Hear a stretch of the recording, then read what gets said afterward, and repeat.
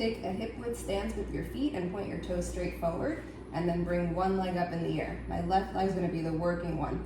My foot is going to be pressing through the heel and also through the front of the heel as I think about pulling the floor back with it. And you're going to see that my hip starts to tuck underneath me and my back doesn't lift right away.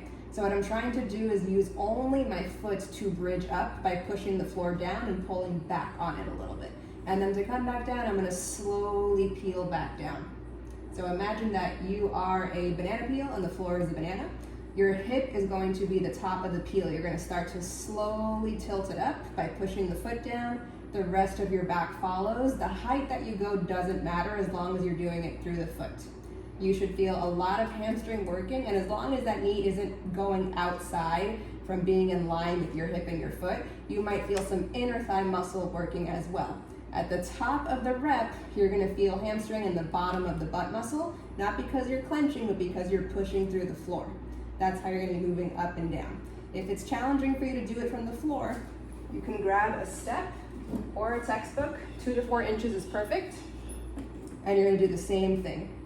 It makes it a little bit easier because you're starting with your foot a little bit higher up. So it does give you the access of pushing through the floor better because you've technically lifted the floor up a little bit. If you don't have a textbook or a step, you can also use a foam roller and do the same thing.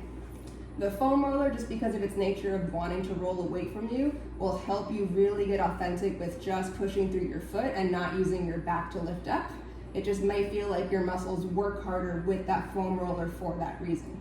What we don't want to see happening is the back being arched as you go up.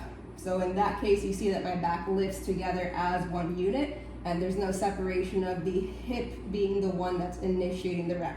So just be mindful as you go through it that everything